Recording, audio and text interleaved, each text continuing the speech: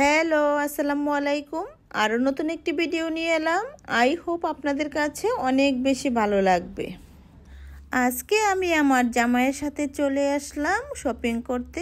আর জামাইয়ের সাথে শপিং করতে কিন্তু একটু অন্যরকম মজা লাগে, কারণ তখন কোনো হিসেব করা হয় না, যেহেতু জামাই সাথে আছে। জামাই যখন সাথে থাকে তখন কিন্তু শপিং করতে অনেক বেশি মজা লাগে, আর প্রয়োজনীয় জিনিসগুলো কিন্তু তখন বেশি কেনা হয়, কারণ জামাই সাথে আছে।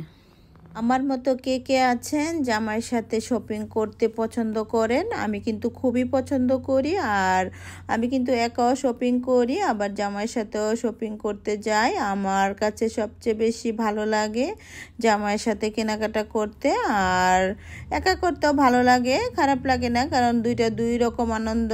আসলে আপনারা কে কীভাবে শপিং করেন অবশ্যই আমার কমেন্ট বক্সে লিখে জানাতে ভুলবেন না।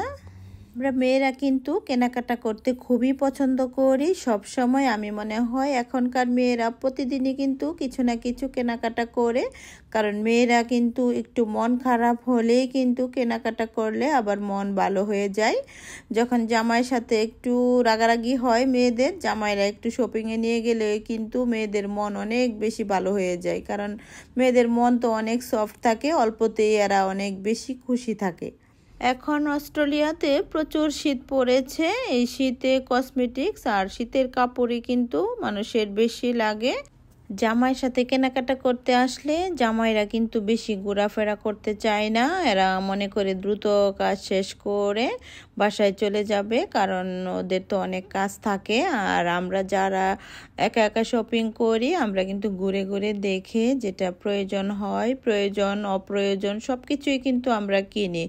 আর জামাইয়ের সাথে যখন আসি তখন দ্রুত কাজ সারতে হয়, এখান থেকে ওখানে, ওইখান থেকে ওইখানে। দেখতেই পাচ্ছেন আমি এখান থেকে ওখানে যাচ্ছি, ওখান থেকে ওখানে যাচ্ছি, খুব তাড়াহুড়া করছি, কারণ আমার মনে হয় ছেলেরা শপিং মলের ভিতরে বেশিক্ষণ থাকতে পারে না। আপনাদের মতে কি ঠিক আছে কি না অবশ্যই আমার কমেন্টে লিখে জানাতে ভুলবেন না। আমরা সবাই চেষ্টা করি কেনাকাটা করতে, কিন্তু কেনাকাটা করতে গিয়ে অনেকে দেখা যায় যে অনেক রকম লস করে ফেলি। যেমন প্রয়োজনীয় অপ্রয়োজনীয় সব কেনার পরে বুঝি যে এটা দরকার ছিল না, কারণ অপ্রয়োজনীয় জিনিস কেনাকাটা করলে আপনি কখনো অর্থ সঞ্চয় করতে পারবেন না। আর অর্থ সঞ্চয় করতে চাইলে অবশ্যই অপ্রয়োজনীয় কেনাকাটা বন্ধ করতে হবে, আর চেষ্টা করবেন অপ্রয়োজনীয় জিনিস কেনাকাটা না করতে। আর অপ্রয়োজনীয় জিনিস যদি না করতে চান অবশ্যই বাসা থেকে আপনি লিস্ট লিখে নিয়ে যাবেন আপনি কি কি প্রয়োজন, ওই সব জিনিসগুলোই কেনাকাটা করবেন। তাহলে দেখবেন যে অপ্রয়োজনীয় জিনিস আর কেনাও হবে না, চোখও পড়বে না। যখনই চোখ দিতে যাবেন তখনই কিছু না কিছু আপনার পছন্দ হবে, পছন্দ হলেই আপনার টাকাটা অপচয় হয়ে যাবে। আর অনেক সময় দেখা যায় যে অনেক কিছু কিন্তু অপ্রয়োজনীয় নয়, এগুলো প্রয়োজনীয় জিনিস কিন্তু আবার আপনারা না কিনে কষ্ট করবেন না।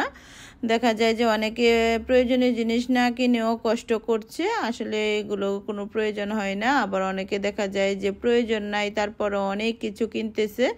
আসলে এটা হচ্ছে মনের ব্যাপার, মানসিক ব্যাপার। আর অনেকে কেনাকাটা করতে খুবই পছন্দ করে, আর আমি কিন্তু কেনাকাটার পাশাপাশি খাওয়া দাওয়া করতেও পছন্দ করি। কেমন লেগেছে আমার ভিডিওটি? ভালো লাগলে লাইক, কমেন্ট এবং শেয়ার করতে ভুলবেন না।